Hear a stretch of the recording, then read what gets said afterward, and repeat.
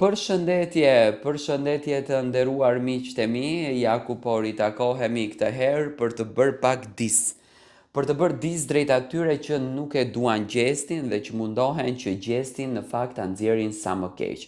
Dhe që mundohen të shpifin për gjestin, që mundohen të shkruajnë tituj të çmendur, që mundohen të shkruajnë të japin pikpyetje të mëdha se si qëndron fati i gjestit, si qëndron jeta e gjestit dhe çfarë në këtë rast po ndodh me gjestin. Gjesti e dëshmoi edhe një herë se ku performon gjesti, vendi mbushet plot, është vend i stërmbushur.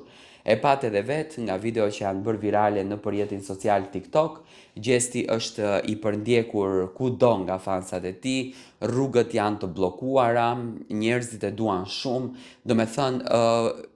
hecën me truproja nëpër mbrëmje, sepse gjesti është super yll. Gjesti ditën e djeshme ka shkruar në grupin e tij në Instagram, një grup që realisht ndiqet nga 60 e ca mijë ndjekës, ku në fakt ka ndarë të rejat më të fundit.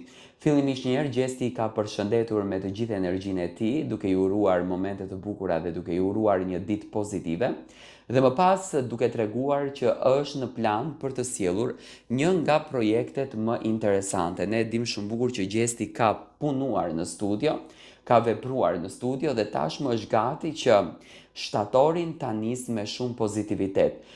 Duke qenë mirënjohës edhe duke qenë falenderues ndaj të gjithë atyre njerëzve të cilët e duan dhe nuk humbën durimin për ta mbështetur Gjestin, për ta dashur Gjestin, edhe pse Gjesti në fakt nuk ka qenë shumë aktiv në rrjetet sociale, që nga rasti që i ndodhi nuk pati mundësi që të sillte shumë kënd. Gjesti është mirënjohës dhe falenderues dhe për atë arsye ai ka premtuar ndjekësve të tij që do të vijë shumë fuqishëm. Nga Gjesti kemi vetëm gjëra të bukura.